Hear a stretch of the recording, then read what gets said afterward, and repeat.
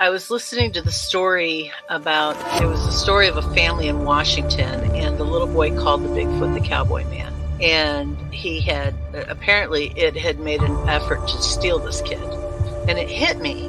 My children were in that playpen behind me with nothing but a mosquito net over them. It could have crept up behind me and taken both of my children, and I wouldn't have known.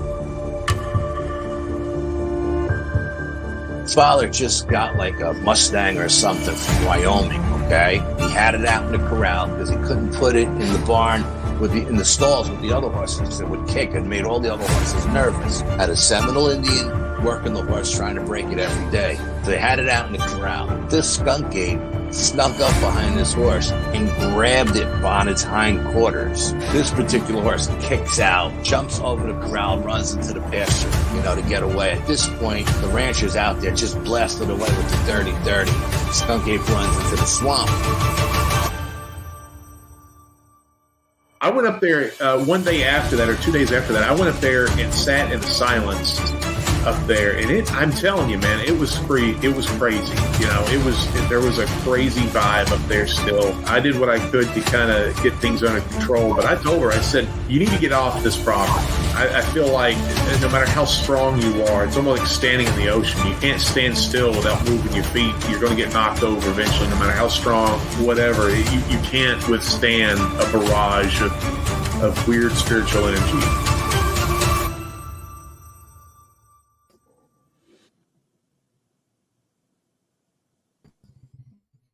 What is up, everybody?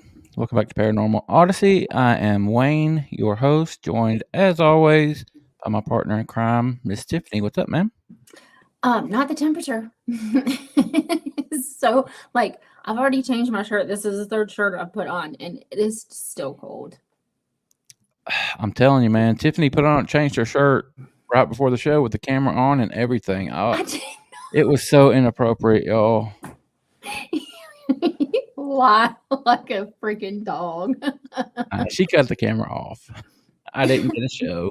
Zach, she's a good girl. I love that shirt too. I was like, damn, I want to wear this shirt, but it's cold. Ain't you got a heater in there? I do, but it would be really loud, and it would mess up the show. Yeah, I would have to stay muted the whole time. That's no fun. We got my great buddy, Dr. John Baranchok. He was backstage. I do not see him anymore. I hope that's just a brief thing for him, and he will be back. But as y'all know, there he is. We got some stuff to go over. Real quick, before we get into it, I just want to mention it. As we said on our last episode, we were talking about the fees that YouTube has and how they take a lot of money out of what you guys give us. So we're offering you a different way. If you would like to support the show through the super stickers or chats or whatever you guys are doing, you can send it to the Cash App, either Cash App or Venmo. They don't take out near the amount of fees that YouTube does. It goes straight to us. A couple of you people have done it so far, and I send Tiffany her half right away. And so that's just an option if you guys want to help out. Certainly, you don't have to. But the reason I'm bringing it to you a little bit early is because Miss Chris Blaylock hit us with a super sticker last time before we could tell you guys about this. But then she graciously hit us with a Venmo or a Cash App payment. So Thank you very much, Chris. We love you, ma'am. Always. All right, let's pay some bills. You want to? I do. Let's do it. Guys, if you are new to the show tonight, we are so happy to have you. Thank you very much. Please hit that subscribe button before you leave. Help Miss Tiffany and I continue to grow the show. And if you would like to be on with Wayne and I, you can reach out to us, Wayne at paranormalworldproductions.com, or me, Tiffany at paranormalworldproductions.com. We are coming up on the end of October. We have all of November open except for one date. We've already scheduled somebody for that date. But reach out to us and we'll get you scheduled. Want to invite everyone to head over to paranormalworldproductions.com. That is our website. Check out all of the other shows under the studio's umbrella. Pick up some merch, all of that good stuff. Head over to paranormalworldproductions.com, please. And if you have any questions for tonight's guest, if you would just put them in all capital letters, we highlight them and save them for the end of the show. We do a rapid fire Q&A. And as long as they're in all capital letters, I can snatch them up. All right. Very, very good. Very good.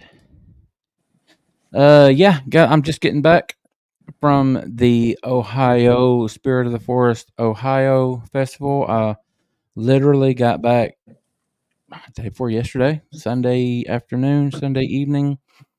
Had a really good time down there. Got to hang out with my great friend, Miss Naoma Finn. I haven't seen her in the chat tonight. Have you? I haven't, not yet. Yeah, maybe she'll check in. But yeah, her table was right beside mine. My son, my oldest boy, Christopher, went with me. And, excuse me, to be honest, that was the best part. Getting to hang out with my son for 3 days, just us cutting up. It was awesome. What's Bristol say? Thanks to everyone for joining us tonight. Be sure to hit the like. Also, please subscribe, share, and comment. Your support is appreciated. Bristol, you my boy.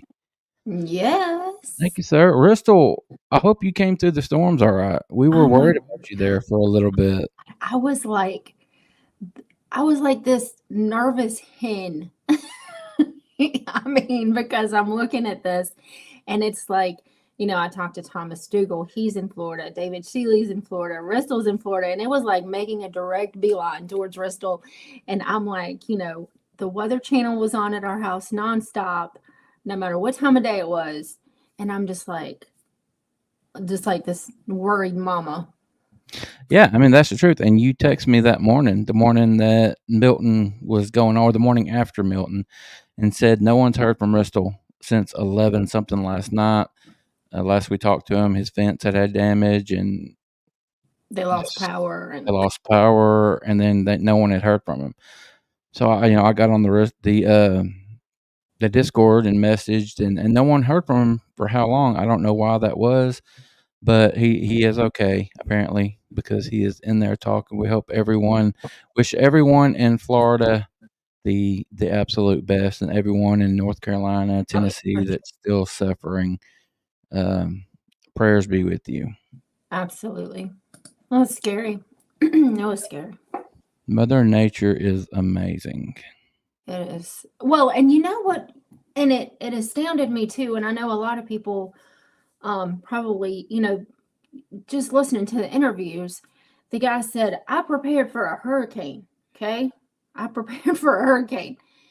There were 14 tornadoes that touched down all at the same time. 14 of them. There were 126 tornado warnings that went out. And I think it was St. Lucie. It was an elderly, it was mobile homes. They were prepared as much as they could be for the hurricane. And then the tornado just threw everything. Yeah, I know. Didn't Ristle say there was like 14 on the ground at one time? Yeah, that's what he said. It was 14. And I think one of them was just a couple miles away from his job. One is enough to wipe out a town. Oh my God. I know. So you have all these people who have just so many preparations were made for it. And this guy and his wife and their kids, he was like, well, I think it just knocked a wall down. And they came out of the closet they were in, and the whole entire freaking roof was gone. It was amazing. Has there been like a death toll or anything? I haven't seen. I'm sure there has, but I haven't seen it.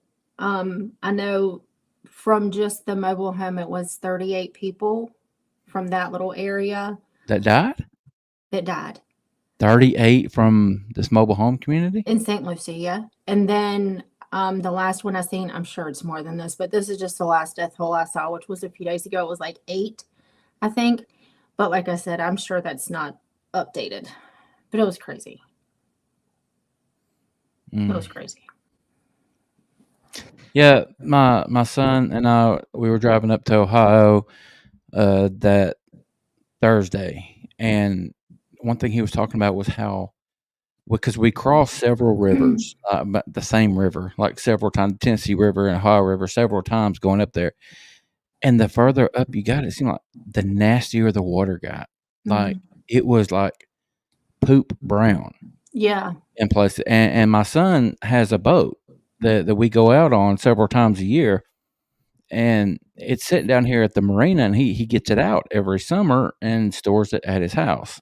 And he's been putting that off because the water around here, he don't want to suck that up through his engine and everything. I mean, it's nasty, and it's all that overflow and stuff from the first one from Helena. Right. And I mean, and so then you have Hurricane Helene that goes through, and then a week later you have Hurricane Milton, and it's just like, there was no reprieve. So it's like we talked on our last show, people had cleaned out their house and everything was sitting on the side of the road to be picked up. And here's tornadoes and here's a hurricane. And so everything is projectiles, and it's just dumb. I don't know. It's just dumb. Yeah, we were talking a little bit before about Miss Naoma. Didn't know if she would be here. She is here. Naoma was my neighbor at the event this weekend. Look right there, Naoma. I told you I would put it out. My Naoma Finn open stout water bottle. Thank you very much, ma'am. Yeah, I mean, the best part, like I was saying, the best part about the weekend was getting to hang out with my son and catching up and all that good stuff. But yeah, I had a good time at the festival. Miss Naoma Finn was there. Got to hang out with D.A. Roberts and Robbie Raines. We did like a little round table thing that last day with us. And we're gonna get Robbie and DA on because some of the stuff they've been experiencing is amazing. They told us some stories that, I mean, my jaw was dropped. It was awesome. So we're gonna get the guy on to share, but we are about almost 13 minutes in, and we're gonna go ahead and get to our guest.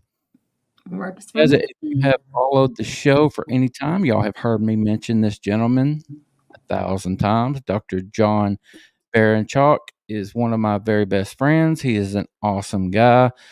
Smartest man, most intelligent man I've ever known in person. I've said that many times. He's shaking his head right now, but it is. You don't know who I know, dude. You're the smartest guy.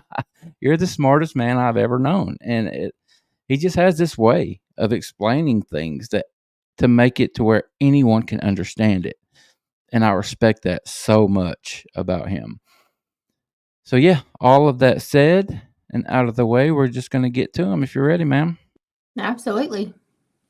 All right, everybody, let's welcome Dr. John Baranchok. What's up, buddy? Hey, not much. Hey. How are you?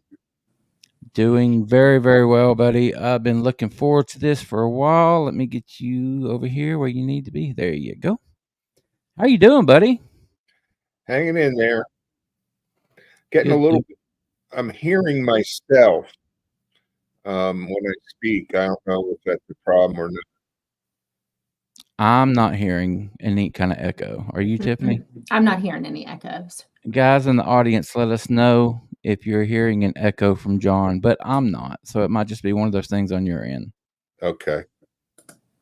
Okay.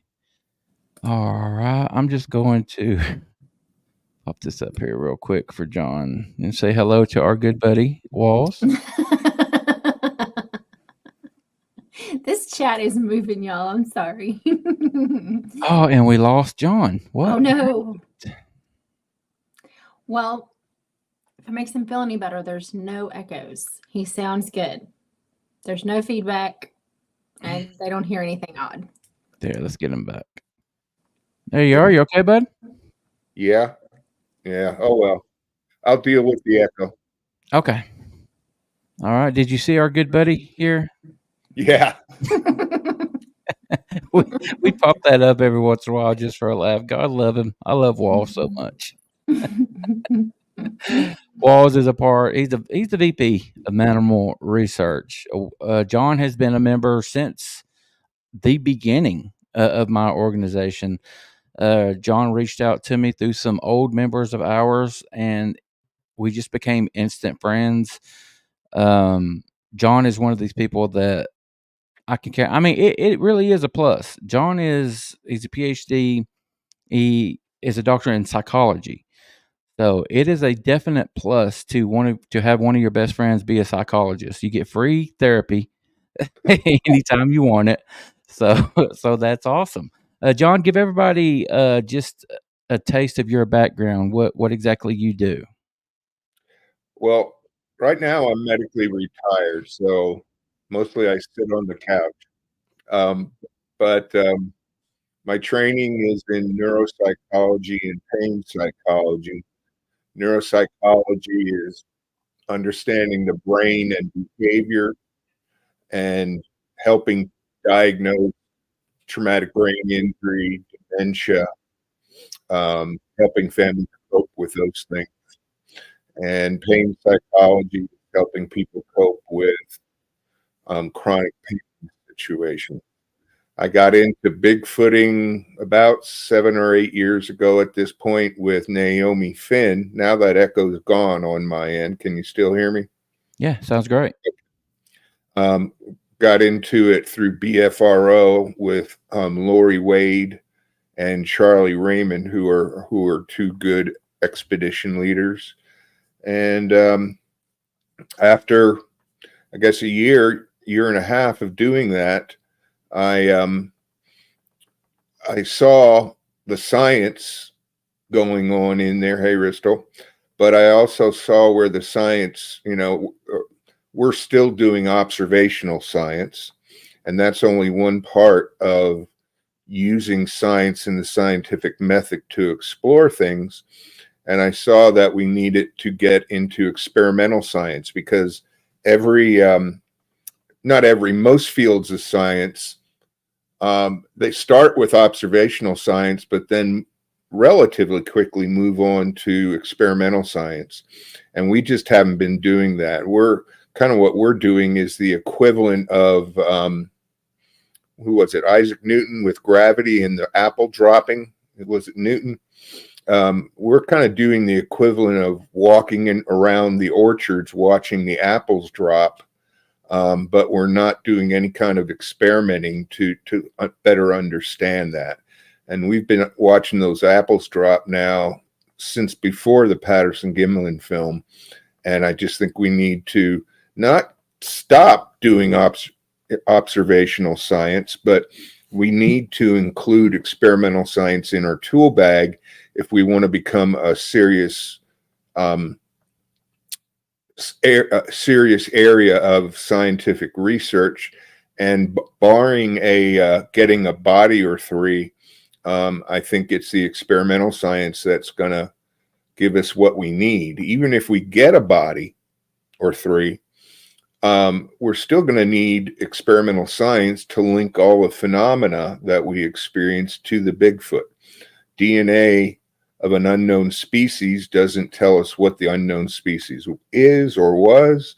And even once we know it's Bigfoot, we know experientially that they make tree knock sounds, whether it's by a tree knock or not, and that they leave footprints and they growl and yell. But it's rare to see them do that. So we're still going to have, even when we get the DNA, we're still going to have to link those behaviors to Bigfoot. And without the experimental DNA,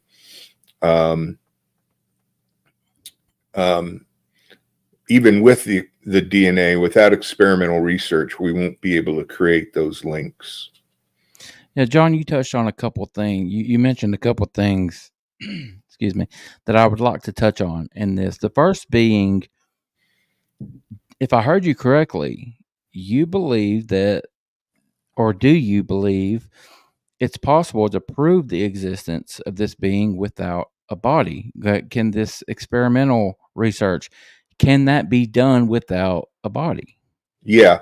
Think about psychology and what we've studied and what we can measure. Emotions, intelligence. Initially, people think, oh, yeah, well, we know what those are. You can see it in a person. Well, that's true. You can see the manifestations of intelligence. You can see the behaviors that go along with the emotions. But what you can't directly tap into is that intelligence or is that emotion. We can't stick wires down into your brain and determine how intelligent you are. We can't stick wires into your heart or into your stomach or into your brain and directly measure your emotions. We've got to measure the manifestations of those things. We can't directly measure them. And Sasquatch seems like a perfect organism, if you will, for lack of a better word, to use that with, because for the most part, we don't get to see it all that much. We experience the phenomena, but we don't directly experience the animal. Most folks don't. And so by using experimental science to try and address, maybe, I don't want to take a question away from me, but I'm seeing Troy in Tennessee asking about an experiment, to be able to provide evidence that Bigfoot is making tree knocks, for example. A pretty simple experiment would be to go to an area where no humans should be around to hear the tree knocks, an isolated area. Area X comes to mind. I know some other people have some isolated areas, but get into a place where humans shouldn't be around. Mm-hmm. And you make a tree knock and you record, yes, we got one back, or no, we didn't get one back. At the same time that you're doing that, another group of people is located in an area where there shouldn't be any tree knocks, downtown Atlanta, or the closest town to where your expedition is going on, and there make tree knocks as well, and record each time whether you get a tree knock in response. Well, if humans are making the tree knocks, we should be getting more tree knocks from our human area than our Bigfoot area. If Bigfoot is making the tree knocks, we should be getting significantly more tree knocks from the Bigfoot area than the human area. So you're tapping into the essence of human behavior, and you're tapping into the essence of Bigfoot behavior, and comparing those two things with your study, if that makes sense to you, Troy. No, it makes perfect sense. And you have told me about that experiment several times, and it's one I hope that we get to employ on with Manimal. Another part of that, John, I said I had a couple of things I wanted to touch on, and you just touched on it again with tree knocks.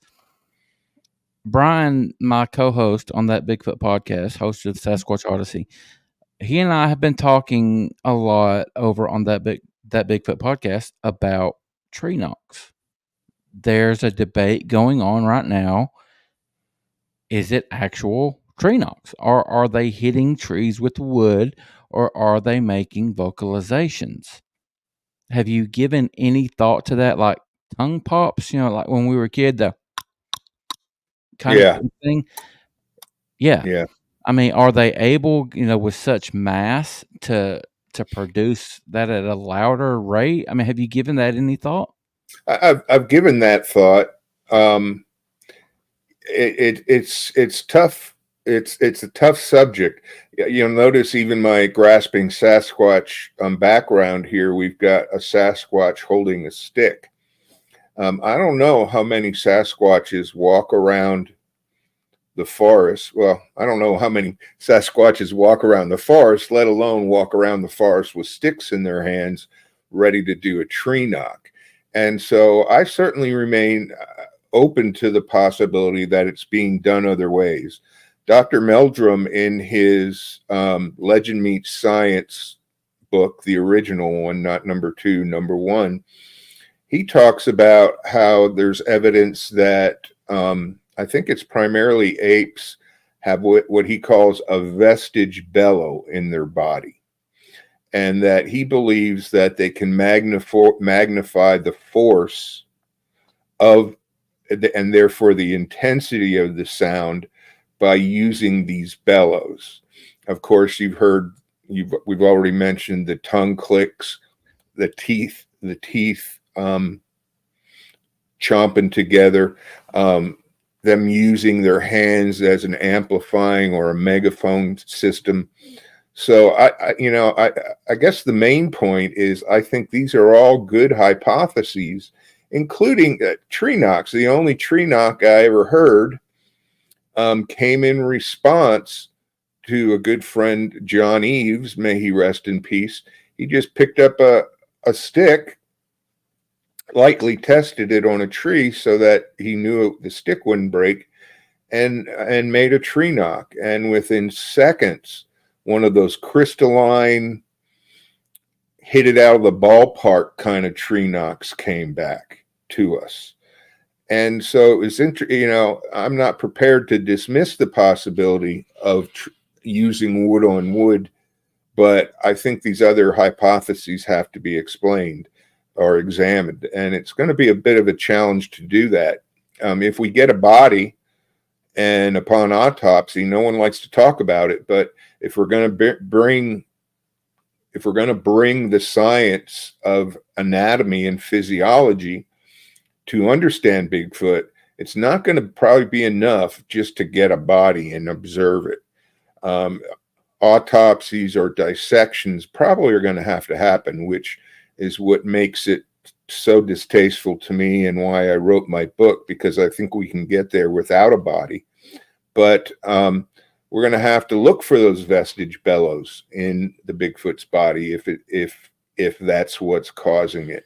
We're going to have to examine the volume or the size of their oral cavity to determine whether it could produce enough of an echo or sound projecting chamber.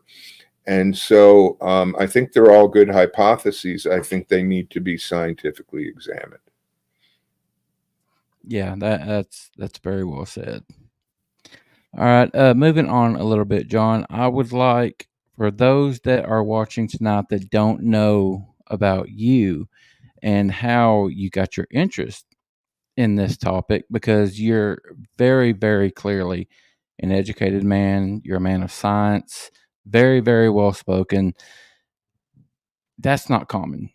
I mean, let's be honest, that's not common in the Bigfoot community. There are some. Dr. Meldrum, as you mentioned, is definitely one of those. How does someone of your stature, your intelligence, how do you come to belong to this community? What happened in your life that led you to believe that there quite possibly could be an unidentified North American primate out there? Okay, I looking at your audience, probably a lot of your audience have heard this, but I ask them to just bear with me. But I lived in Albuquerque, New Mexico when I was working on my degree, and I love to trout fish. So I would head up to this little town called Jemez Springs, and Jemez Springs had a population of 325 way up in the mountains. And in that little community, there were public hot springs. There was a Baptist National Convention Center. There was a bar and to call it a hotel, I guess would be an overstatement. And there was a monastery where they would send the Catholic priest to dry out when they got on the sauce. And so they would come up there to get rehabilitated. And I would go trout fishing just outside of this town, over the ridge from it, on the other side of ridge of Los Alamos Labs, kind of. And I'd hike this trail back into the woods, and they were sand formations. The walls were sand formations, so it was just enough for one person. You had to kind of wiggle through the sand to get formation walls to get to the stream. And then you would get to this stream that was just large tumbling pools, from one deep pool overflowing to the next deep pool, overflowing to the next deep pool. And the water was so clear you could see the fish. And so I would make my first cast to the fish, oftentimes spook them because they could see me standing on the rock above. But no sooner I'd make my first cast and not get a bite, as I'd be reeling in my line, a big rock would get thrown into the water right where I was fishing. Splash! And that pretty much kills the fishing in that area. So I would move on down to the next pool. Same thing. Move on down to the next pool. Same thing. And by the third time, the very first time it happened, by the third time in that sequence, I looked, I couldn't see anything. I couldn't hear anyone across the stream. But, we're talking a stream probably 8-10 feet wide at the most. And said, get the hell out of here. What's going on? I'm just trying to fish. And no one would respond. There wasn't any cars up at the trailhead where I entered the area. And I'd move down to the next one and a splash would come again. And so every fishing trip, when I fished this area of stream, that continued to happen. And at the time, I never thought about Bigfoot. I was working on my doctorate. I was just there to trout fish. And so fast forward to living here in Rome, Georgia, married with children, with a child, Sedona, if you're out there, hey. And I decided that I was just going to get back to the things I was enjoying. I had made family and other things so much of a priority in my life. I lost sight of what I enjoyed doing. Not that I didn't enjoy family, but I wanted to get back to something that I grew up doing. So I decided to look for areas to go trout fishing. And of course, as I inquired around, everybody said Blue Ridge, go fishing up around the Blue Ridge in the Cohuttas. So I started surfing the web looking for trout maps in the Cohuttas, and I came across this map of the United States, and it had numbers in each, not every state, but many of the states. So I thought, well, maybe that's, maybe those are maps of where you might find trout. But when I clicked on one of those in Georgia, what it turned out to be the BFRO expedition website. And that number represented the number of expeditions they were mounting in that state, in this case, Georgia. And so I thought, well, maybe I could get into Bigfoot and do some trout fishing at the same time. So I got on Lori Wade's last expedition for that season and have been doing it ever since. She's awesome, ain't she? Yes, incredible. Good researcher, puts on a hell of an expedition, and just a good person as well. Yeah, Lori's been helping me with my conference stuff, like selling merchandise. She's been helping me get my t-shirts and everything together. Anyone that has a t-shirt, Troy's got all of them right now. Anyone else watching that has a t-shirt, that's because of Lori Wade. She's helped me to get that going. She is just an incredible researcher and incredible lady, so kudos to her. John, so you started going on these BFRO expeditions. How many have you done at this point, would you say, just ballpark? Yeah, I don't know. Somewhere between 15 to 17. I've lost count. It was over a 6-year period. I think she runs about 4 a year, maybe 5 a year. But one time because we have Lori and I have different recollections how many of hers I've been on.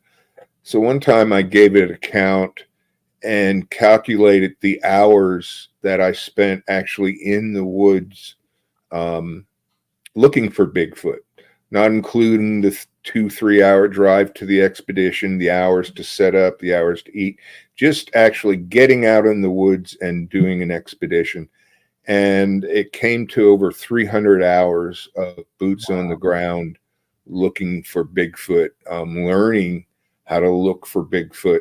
That's a pretty steep learning curve. And for the keyboard warriors out there, I'm not sure how I could have done that without hooking up with somebody that knows what to look for and where to look for it.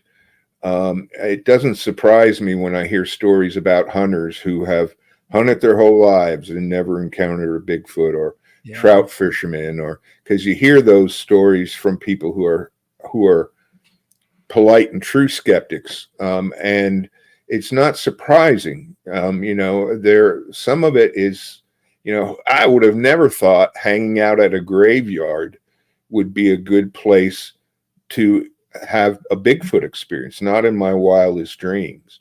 The obvious being around streams, the notion of using yourself for bait, giving them the high ground and leaving yourself vulnerable so that they can come in on you. That was a totally new concept, and frankly, an unsettling concept.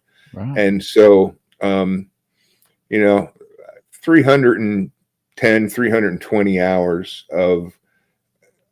in the woods looking, and the prices of expeditions are going up and up and up. But if you want to be a serious Bigfoot researcher, investing in a few, I think is a good idea, because you really get the basics. And without those basics, you'll be tripping around the woods, not knowing what you're doing. Exactly. John, so all of those hours of field research, being in the woods on BFRO expeditions, and the stuff that you and I have done together through Manimal Research, all of that, what is it that you have seen that led you to believe that a book like Grasping Sasquatch was needed in the community? Delusions. I'm delusional. No. Again, it's not a criticism of Lori or Charlie or any of the research we've done, but we really don't utilize the scientific method all that much. We say we do. We call ourselves scientists, but I can't tell you how often around a campfire people will say, "Here, let me tell you my theory about Bigfoot." Well, in the scientific method, theory is like the third step. First, you do an observation, then you develop a hypothesis, then you develop your experiment to do that hypothesis. And then if you get positive results, you run that experiment again and have other people run the experiment again. If you get negative results, you cycle back to either redefining your hypothesis or redesigning your experiment. So that's to get to a hypothesis. And once your hypothesis is confirmed, then you get to theories. So it seemed to me like we as a community are jumping directly from observation to theory and bypassing developing the experiment, developing an experimental design, testing the results out in that experimental design, and going through that whole cycle. So I had counted on my fingers, I was rattling them off. To get to a point of a Sasquatch or a Bigfoot theory, you need to go through about 7 steps. And observationally, I think we continue to need empirical observational science. But my concern, and probably part of the reason why most sciences don't do it for 60 years, they jump into experimentation pretty quick, is because observational experimental science comes through our own perception, through our own observation. And I know you and I have talked about how our ability to perceive things goes through our central nervous system, our brain. And when you pick up a hot stick from the fire that's going to burn you, and those electrochemical signals go up your nerves into your spinal cord and are just about to hit your brain, that's called sensation. The millisecond they hit your brain, that's called perception. And our perception is influenced and is built upon our life experiences. Well, nobody, even twins, don't necessarily share a life experience. So perception, by definition and by design, is a biased process. And that's part of why we need both observational science, where that bias is on the front end, or the risk of that bias is on the front end. Whereas with experimental science, it's on the back end when you make your interpretations of your numeric data. To circle around and answer your question, probably the most convincing event I experienced, I'm not sure, are we going an hour or 2 hours or an hour and a half, or how long do we go? We'll go as long as you need, buddy. Okay. This is a story I told at the festival I recently went to, and this was the story, this is my experience that really convinced me. We went to a place in Tennessee, and one of the locations the leaders had scouted out was an old cabin built during the Civil War. Back then, they didn't call it the draft. Back then, they called it consignment. Mm-hmm. And this guy didn't want to participate in the consignment process and get drafted. So he headed up to the Tennessee hills and built a cabin up there. Well, 16 of us hiked up to that cabin, and we had to get across 3 creeks. Lori and her team had made bridges out of pallets and ropes, so we wouldn't have to write, like, you just got the soles of your shoes wet rather than getting ankle or knee deep in the stream. Yeah. And so we crossed those streams, and we head up this pretty steep hill to a cabin. We all rendezvoused at that cabin, 4 groups of 4, and one group was supposed to go down the hill a little bit and circle around. One group of 4 was going to stay at the cabin. And then 2 groups were going to go up this steep deer trail that was right next to the cabin. And one of us was supposed to turn left, and the other was supposed to turn right. And then we would meet in the middle, was the plan. Well, we took a wrong turn, but yet it doesn't seem that we were on the same road as the other team, fire road, as the other team was supposed to be on. Because when we finally put together that we were never going to meet up, we talked about what the other folks were experiencing. They were experiencing turkeys, roosting turkeys in the brush and spooking them, deer. They saw a sign of pigs rooting in the fire road. They had all kinds of animal sign. And when we started our trip up the fire road, all you could hear was the leaves blowing in the air, and it had rained pretty heavy the night before. Actually, this is a story I told at your Squatch out as well, I just remembered. And so you could hear the water running off the mountain and off the trees, but otherwise it was dead silent. There were no tree frogs. What does a frog do? Croak. Croak, thank you. There were no tree frogs croaking.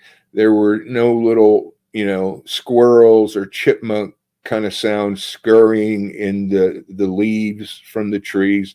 It was just dead silent. And so I asked the leader of the group, George, I'm blocking on his name, George, if is this the silent, George Wrigley, is this the silence you're talking about, or silence you're talking about when there's a Bigfoot in the area as we're walking up this trail, this fire road? And he said, well, it can get this silent, but usually when there's a Bigfoot around, you'll experience that spidey tingling sense in your body that you're being observed. And none of us were getting that sense. So he said he didn't think that silence was due to a Bigfoot being in the area. So we hiked, I don't know, about 2 hours up this fire road before we finally realized we were never going to connect with the other group. And we didn't have any animal life. We didn't see any deer in the bushes. People had fleers. We were looking for animal life in the brush. No animal life whatsoever. No sounds of animal life whatsoever, compared to the other group who had all kinds of sounds of animal life. And so once we realized we'd never connect, no matter how many hours we were walking around the base of the precipice of this mountain, we started walking back down to the towards the deer trail that we weren't on, but walking back down the fire road to get to that deer trail. And these guys, George in particular, liked for me to talk about hypnosis, and he would think about hypnotic trance states and how that could relate to Bigfoot phenomena. Could that, is it possible when you're on an expedition to get into a hypnotic trance and for that to influence your perception? And so we were talking about that, and I don't remember what I said or what point I made. I was second in line. He was first in line as we were descending down the fire road, about 5 feet ahead of me. And I made some comment, and he stopped and pivoted on his heel to close the distance.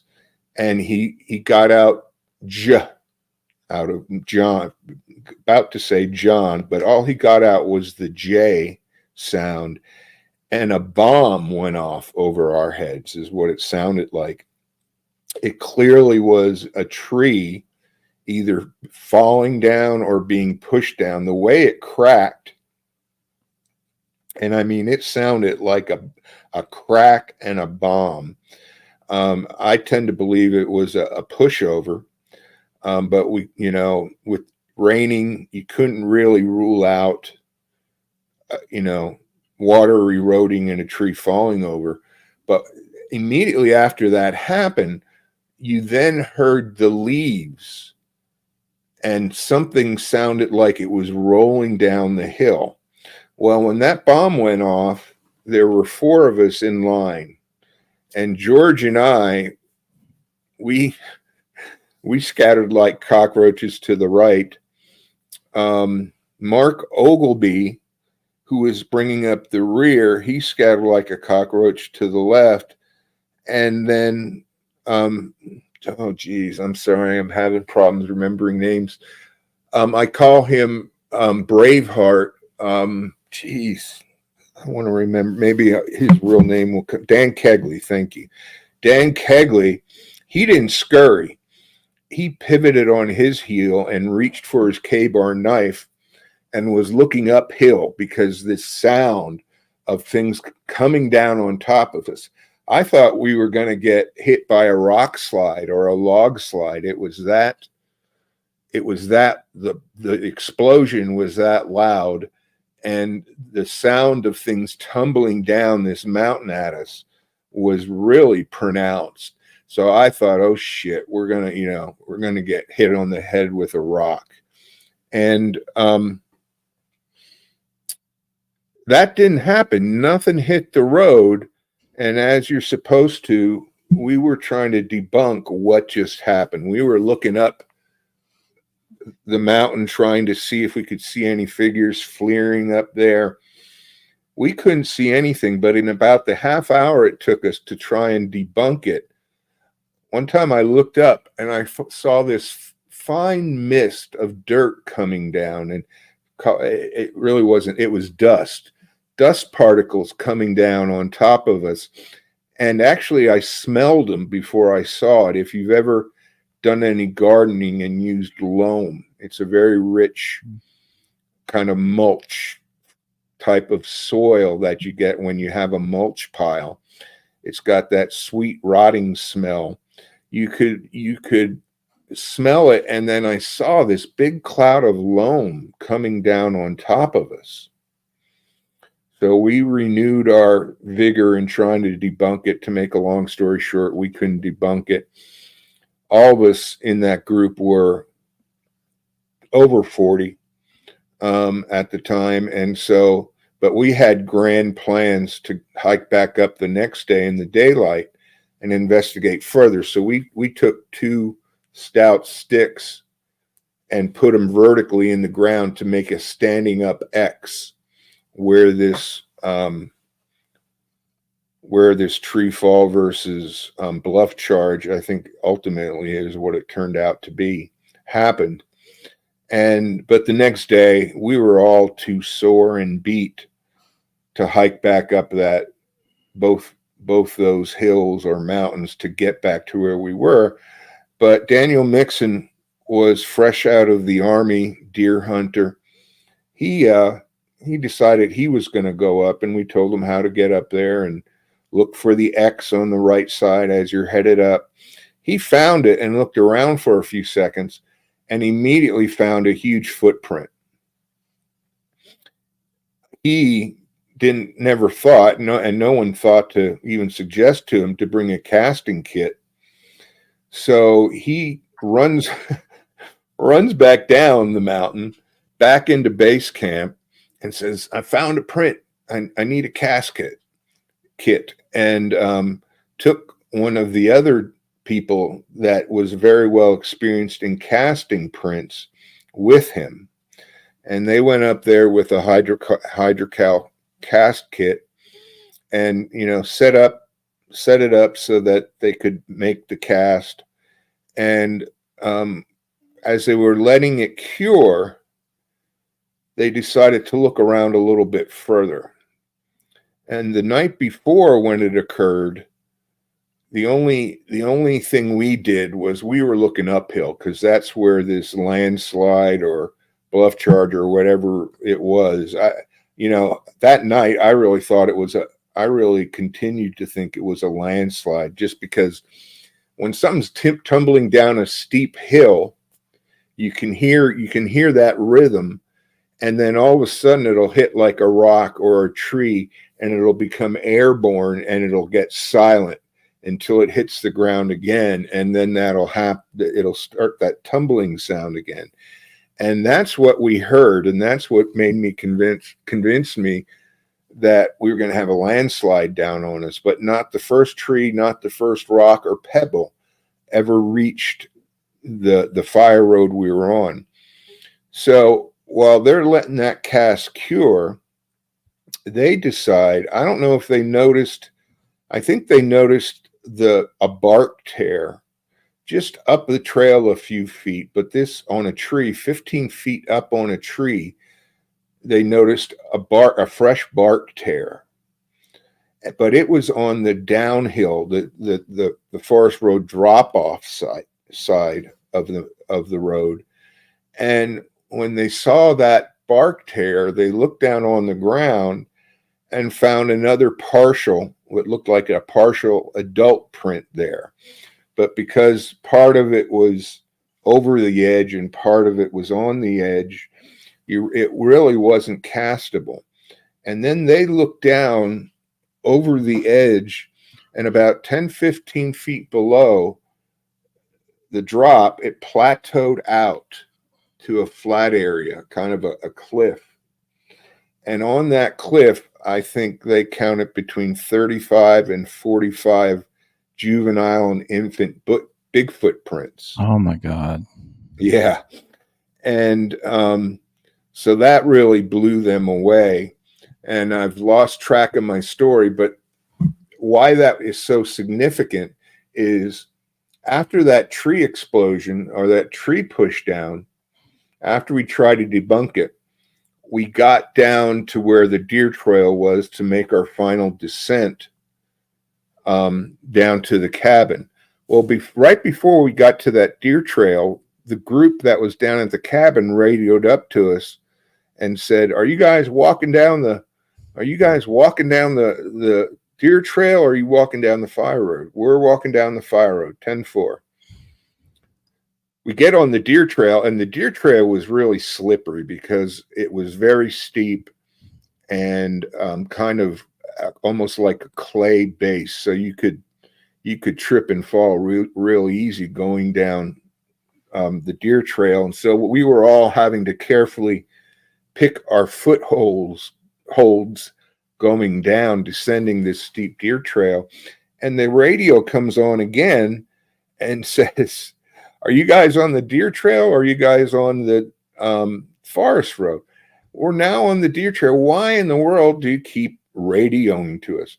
"Well, when you were on the forest road, we saw some red eye shine following you down the forest road. And now that you're on the deer trail, there's some red eye shine on that deer trail right behind you." So we turned around, of course, and shined our red headlamps up the deer trail. Didn't see a thing. We got back down to the cabin, and we were just resting before we descended down the other half of the mountain to ford the streams to get back to our cars. And all of a sudden, somebody that wasn't in my original group of four said, "Look at that," and pointed into the woods right about at the deer trail where we had just come down. And what do you see? "Just wait a minute." And all of a sudden saw this eye pop out, what looked like an eye. Well, it looked like a light bulb pop out from behind the tree, a halogen globe light bulb, and then pop back behind the tree and then come out the other side. And, we talk about the difference between eye shine. David Zygon just did a good show on eye shine on his show. We talk about the difference between eye shine and eye glow. And the thing about this was, and one of the convincing factors for me was, this was eye glow. This was not eye shine. It was an overcast night, completely cloudy. There was no ambient light, no light in the forest to be reflected into an animal's eye, except our headlamps. But we at that point had our headlamps turned off, and before we knew it, probably within a 50-yard swath of this trail, we saw peepers, popping out one side, red eye glow, popping out the other side, red eye glow, up to 3-4 feet. That same thing happening. We saw that going on in a 50-yard swath of the forest in front of us. And so that made, in hindsight, the next day, that made the number of infant and juvenile Bigfoot tracks that they saw on that flat plateau all the more significant. Not to mention the cast. When he brought that cast down and cleaned it up, that thing was 17.5 inches long, and I want to say about 7.5 inches wide.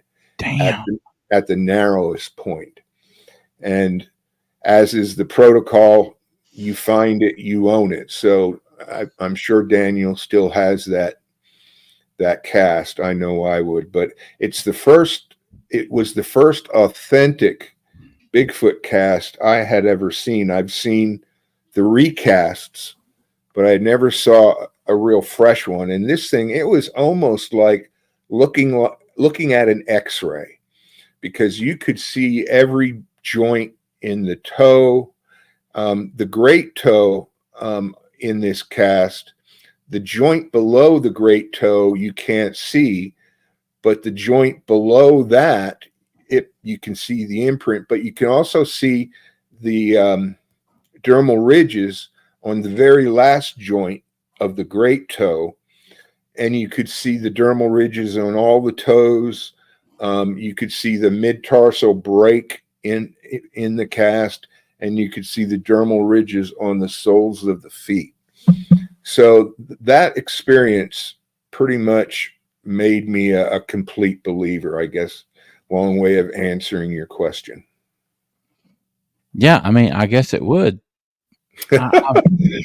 I've heard you tell that story so many times, John, and every time I'm on the edge of my seat because I put myself there. I can't imagine what you guys were going through. Yeah, it was a butt puckering experience. I've had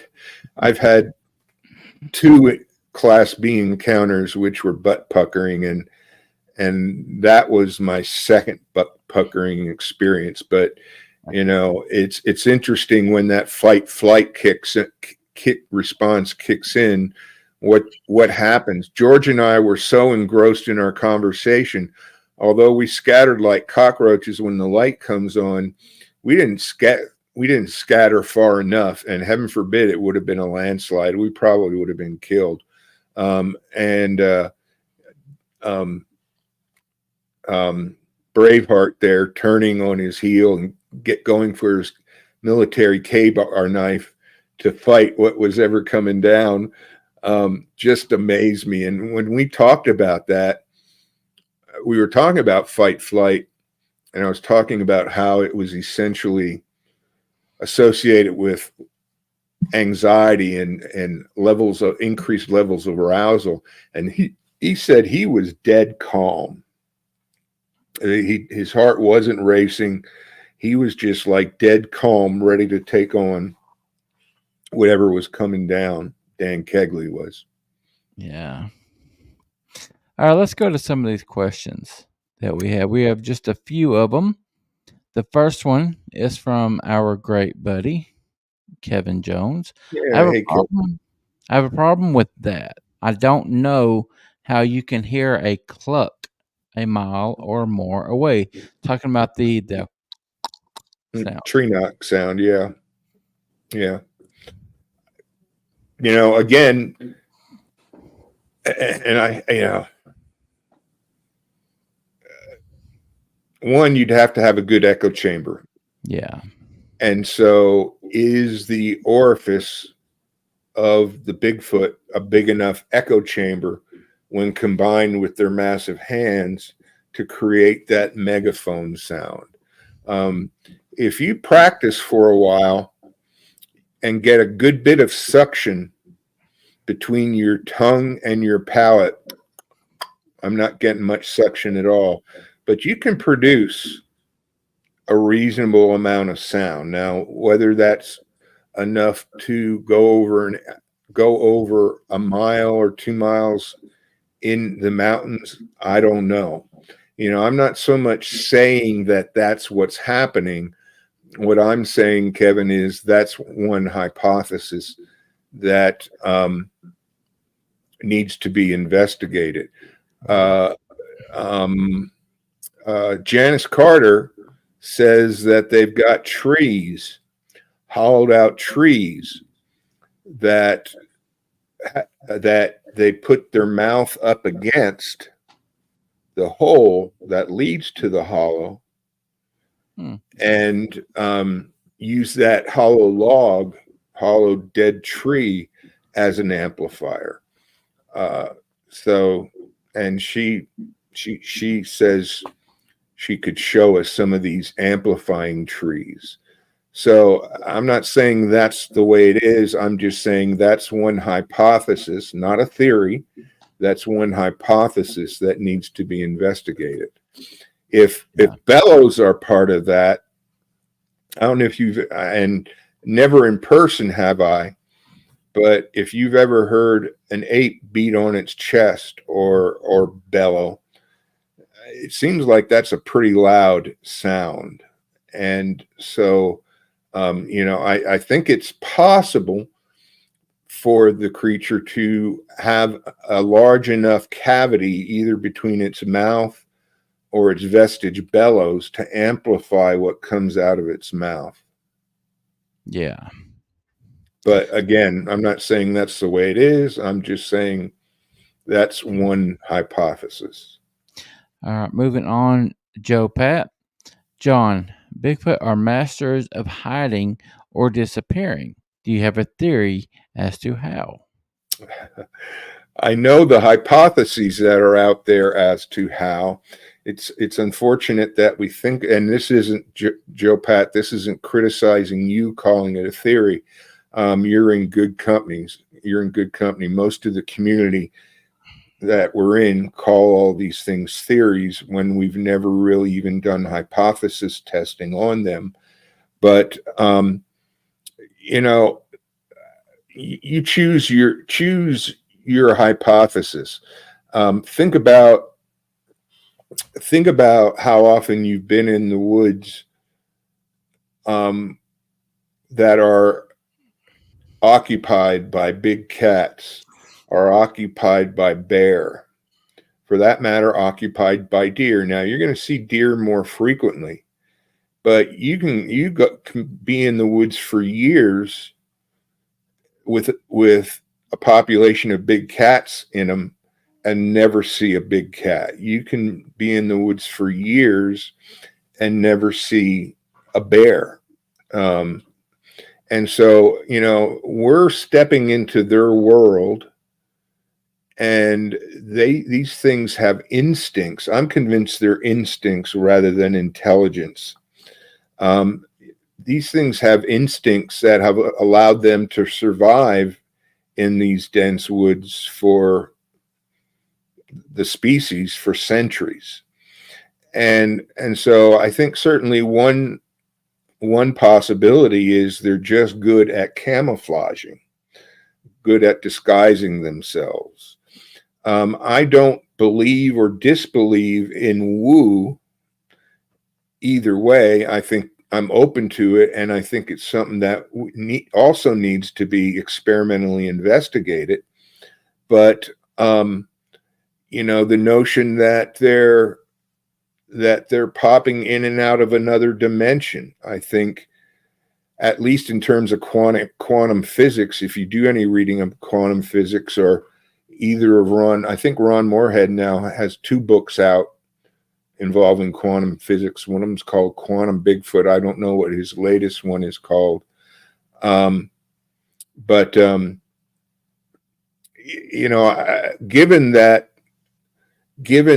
that we're talking string theory and different dimensions and switching from dimensions to travel in time, it's the current thinking on that is you don't travel forward and backward in time. You switch into another dimension, and each dimension is rolling at a different time pace. So if you switch into a dimension that's rolling or on a time path that's slower than the one you're in, then you go back in time. If you jump into a dimension where you're where you're in one that's going faster than the dimension that you're in, then you're moving forward in time. And so given that these are the ongoing hypotheses and explanations in physics, I think there's a lot of woo phenomena that have a grounding in physics, which is why I'm not prepared to dismiss woo as some other researchers are. I think I wish I could remember the movie. There's an excellent. There's a good movie out where the guy's a hunter, and at some point they realize there's a Bigfoot in the forest, and they start going into the forest and hunting for the Bigfoot. It's the one, if you guys are movie enthusiasts, where the Bigfoot wears a bark mask over its face, and it has a it carries a bow and arrow with it to take down its prey. But there's one scene in there where they're rounding this bend, and there's a Bigfoot sitting squatching down on top of a tree stump, and it's hunkered down on this tree stump, and it is wearing its wooden-like mask, and it had some wooden-like body armor. It was wearing like a chest plate of bark.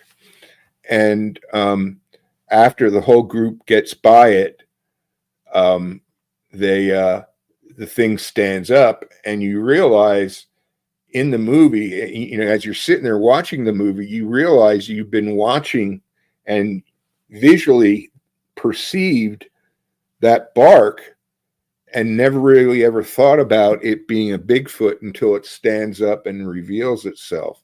So, our perception of things is very limited. And I think that's to their advantage as well, in terms of being able to be it camouflage, be it changing their vibration so that they can cloak, be it them entering another dimension, whatever hypothesis you want to put out there. Again, I think that a lot of them do have a viable foundation, and we need to look a little closer. All right. Primal Rage, yeah, that's the name, Chris. Yeah. All right, from Bristol. Non-research question for end of show. John, in your professional opinion, what is that drives non-believers to be so vocally disdainful and abusive towards believers or / knowers? Is it strictly ego?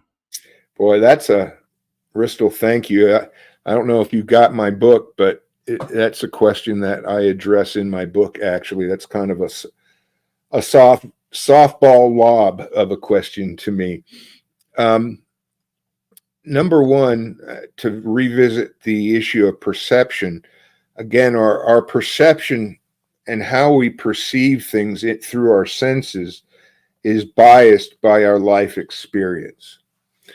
And so, when most people go through their lives thinking about and hearing about Bigfoot being this legend, this legendary, some people would go as far as saying fictitious creature, that becomes our perception of a lot of cryptids.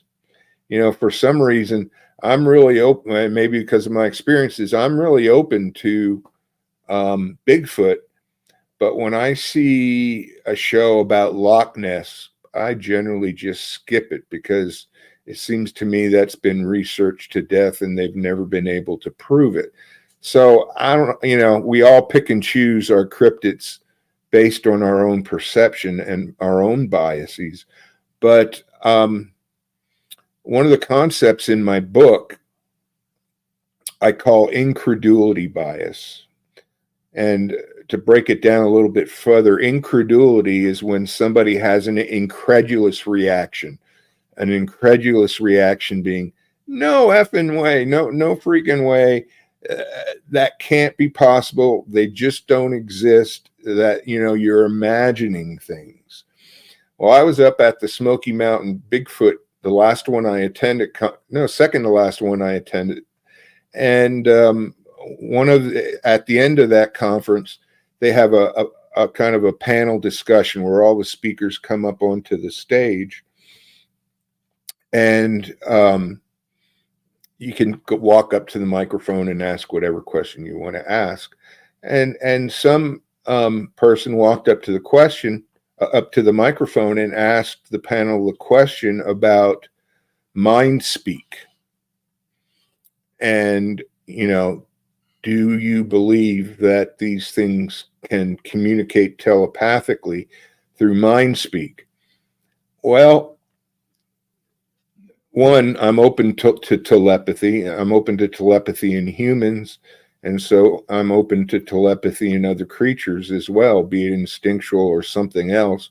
But this guy scooted up on the edge of his chair and put his hands to his temple and made like he was concentrating really hard and was silent and kind of straining for a bit. And after he did that for a few seconds, he said, "Did you get my response?"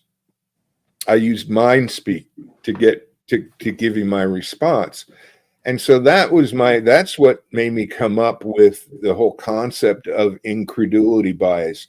He was so incredulous. He was so outraged, and it was so far out of his world, his world view, that these things could have telepathy. All he could do was kind of mock it and make a joke out of it. And I think that's the essence of the answer. I forget, was it Ristel that asked that question? I think that's the essence of the answer. We get mindsets about what constitutes reality. And if we encounter something that just is so far out of the realm of our worldview of what constitutes reality, we become incensed, and the possibility seems ridiculous to us.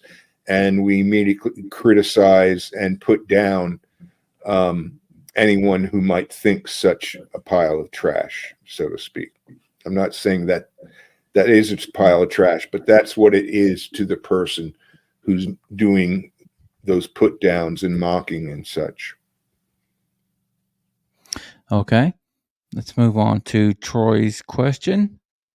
What do you believe the subject commonly known as Bigfoot to be? Is it flesh and blood, something other than that, such as biblically related, or extraterrestrial? Troy, thank you for the question. That's another setup lob, and it's easily answered. I don't have a clue. We've been doing observational research, empirical observational research on Bigfoot for 60 plus years, 65 years. I haven't counted them, but that's all we've been doing. And where has that got? Not all. Again, Dr. Meldrum and some of his colleagues are already doing experimental research, but not too many people seem to know about that. He's got his own jury journal website called The Relict Hominin, and you can either write an essay where you bring together literature to discuss an issue or a point, or you can develop an experiment and run your experiment and submit your experimental paper to that. And he's got some other jurors to review these things, critique them, and decide whether they're going to publish them or not. But for the most part, experimental science isn't being done. And I don't think we can't rely on observational research because it's plagued by humans' perceptual process. Again, that's very vulnerable to bias because what we perceive is influenced by our life experience in our world. So I think, any opinion I would give you would just be that, an opinion. And opinions aren't scientific. They're like assumptions. And the saying about assumptions, you make an ass out of you and me. And so I think that I don't know. I really don't know. I'm open to all possibilities. Clearly, the flesh and blood hypotheses seem to predominate mostly.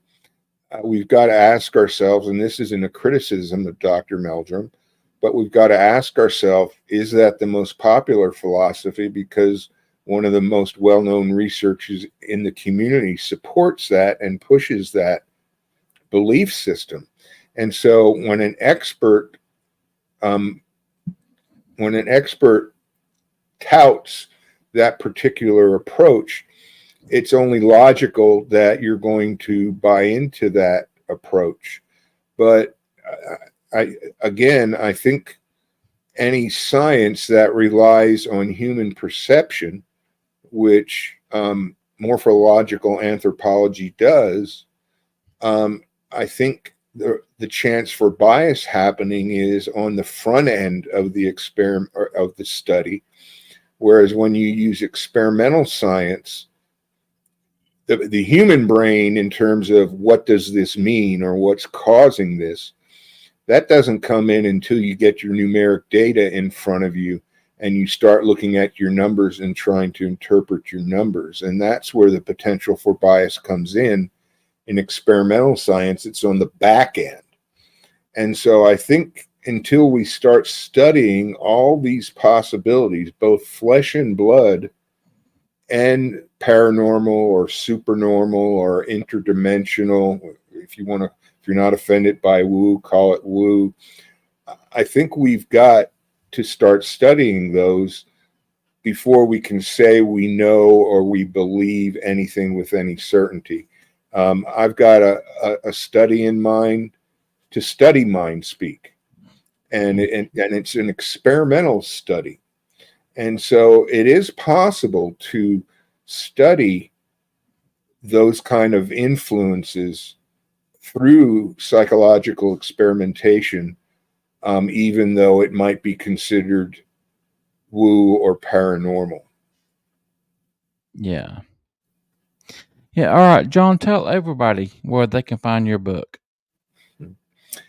So do you have an image of it that I sent to you? I didn't put it up. I'm sorry. That's okay. The name of my book is called Grasping Sasquatch, Prepping for Grasping Sasquatch, Prepping for Scientific Field Research. There you go. And that is available on Amazon, and that is also available directly from Hangar One Publications, or if you're a fan of Doug Hycheck's Untold Radio, if you go to the Untold Radio site and look under merch, you can find the book and some t-shirts and coffee mugs and that kind of thing that go along with the book. So Amazon, Untold Radio, or his publishing company, Hangar Publishing. Okay. Hangar One Publishing. I want to encourage everyone, go pick up a copy of the book. John is an amazing guy. He's one of my best friends. Thank you so much, buddy, for coming and hanging out with us tonight. It was awesome. Well, thank you for having me on. I appreciate it. And I look forward to us getting out together and get some boots on the ground and doing some more research.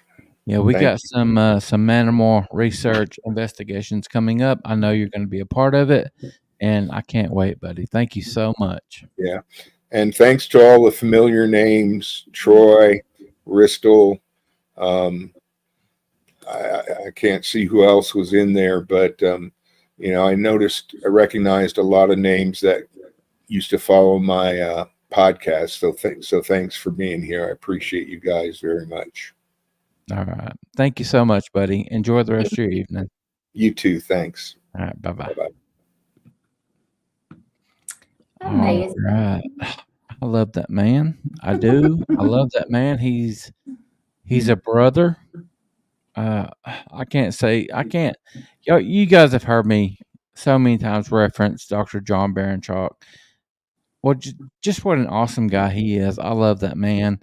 And everyone, please take the opportunity. Go out and buy his book.